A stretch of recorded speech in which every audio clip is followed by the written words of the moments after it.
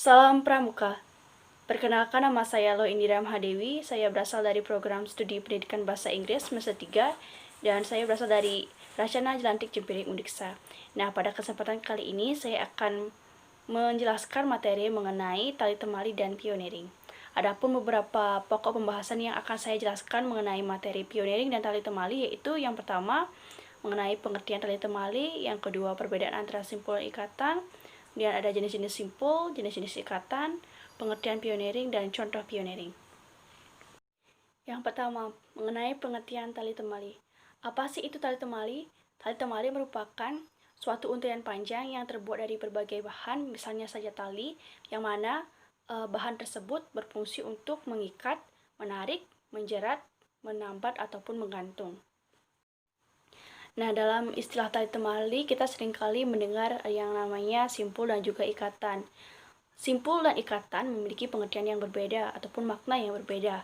Simpul merupakan sambungan antar tali dengan tali, sedangkan ikatan merupakan sambungan antar tali dengan media ataupun benda yang lainnya, misalnya saja seperti antara tali dengan tongkat. Jadi, jika suatu tali dikaitkan dengan suatu benda yang lainnya, maka itu bisa disebut dengan yang namanya ikatan. Nah, di sini saya juga akan memberikan beberapa contoh mengenai simpul. Saya di sini hanya memberikan 4 contoh simpul saja, yang mana yang pertama itu simpul hidup. Simpul hidup merupakan simpul yang paling dasar ataupun paling sering digunakan untuk mengikatkan tali pada tiang, tetapi tali tersebut mudah untuk dibuka kembali. Simpul ini merupakan simpul yang menjadi dasar pembuatan simpul lainnya, seperti contohnya seperti simpul mati, simpul kembar, ataupun simpul nelayan. Jadi simpul nelayan, simpul kembar pun simpul mati tidak bisa dibuat tanpa didahului dengan adanya simpul hidup. Simpul yang kedua yaitu simpul mati. Simpul mati merupakan salah satu simpul yang mendasar dalam kepramukaan. Artinya simpul ini merupakan simpul yang harus dipelajari ataupun dikuasai oleh anggota pramuka. Dan juga simpul ini merupakan salah satu simpul yang mana sering kali digunakan dalam kehidupan sehari-hari. Simpul ini digunakan untuk mengakhiri suatu ikatan dan juga digunakan untuk menyambungkan dua utas tali yang mana ukurannya tersebut sama besar dan juga dalam keadaan kering. Selanjutnya yaitu simpul pangkal. Simpul pangkal merupakan simpul yang berfungsi untuk memulai ataupun mengakhiri suatu ikatan. Jadi simpul pangkal ini biasanya digunakan untuk mengikat tali pada tiang dan juga biasanya digunakan pada saat memulai ikatan pada tandu. Nah, simpul yang selanjutnya lagi yaitu simpul jangkar.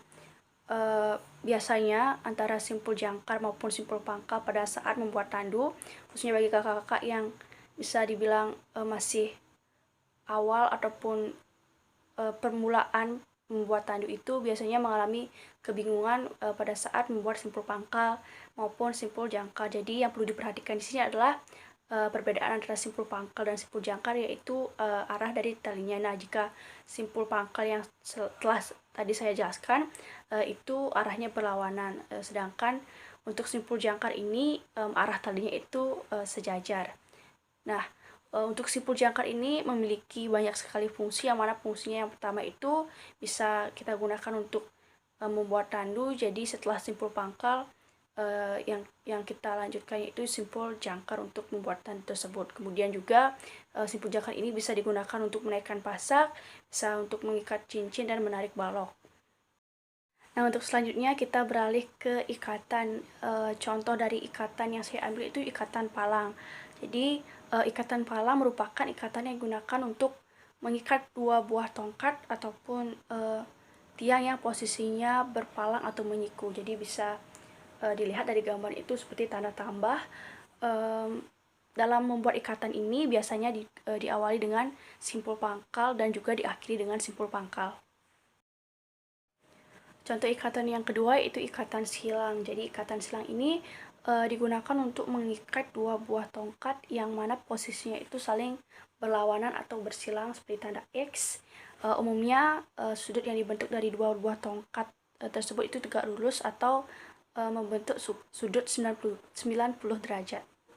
Dan contoh ikatan yang saya ambil yang terakhir yaitu ikatan sambung tongkat.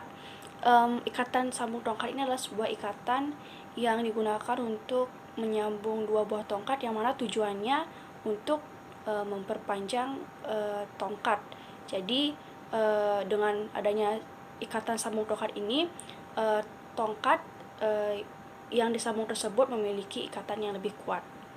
Nah, biasanya untuk ikatan sambung tongkat ini digunakan untuk membuat yang namanya tiang bendera. Selanjutnya yaitu mengenai pioneering. Pioneering merupakan salah satu teknik dalam pramuka yang mana teknik tersebut menggabungkan antara penggunaan media antara tongkat dan juga tali sehingga membentuk sebuah objek yang dinamakan dengan pioneering. Objek tersebut bisa saja seperti tandu, menara kaki tiga dan sebagainya. Nah, kemudian di sini saya memberikan dua contoh pioneering, yang mana pioneering pertama itu tandu dan juga ada jemuran. Mungkin kakak-kakak di sini tidak asing lagi mengenai contoh pioneering yang saya berikan tersebut karena kakak-kakak di sini pastinya sering sekali menggunakan ataupun mempelajari tentang pioneering tersebut, yaitu tandu dan juga jemuran. Nah, di sini saya akan menjelaskan sedikit saja mengenai pioneering, yaitu mengenai tandu. Nah, tandu ini biasanya kita gunakan pada saat menolong atau memberikan pertolongan pertama pada orang yang pingsan. Jadi kita mengangkut orang pingsan tersebut dengan menggunakan tandu. Nah, untuk tandu ini kita hanya membutuhkan dua buah tongkat dan juga satu buah tali yang berukuran 5 meter. Jadi pada saat tahap awal pembuatan pioneering tandu ini, ikatan awal yang kita gunakan untuk membuat tandu yaitu ikatan pangkal, kemudian kita lanjutkan dengan ikatan jangka dan diakhiri dengan simpul mati. Jadi untuk tandu ini pembuatannya itu sangatlah sederhana dan mudah untuk dilakukan. Baik, sekian saja materi yang dapat saya sampaikan mengenai tali temali dan pioneering. Semoga dapat bermanfaat bagi kakak-kakak sekalian, dan saya mohon maaf apabila pada saat penyampaian materi ini banyak sekali terdapat kekurangan maupun salah kata. Akhir penjelasan mengenai materi tali temali dan pioneering saya tutup dengan salam pramuka.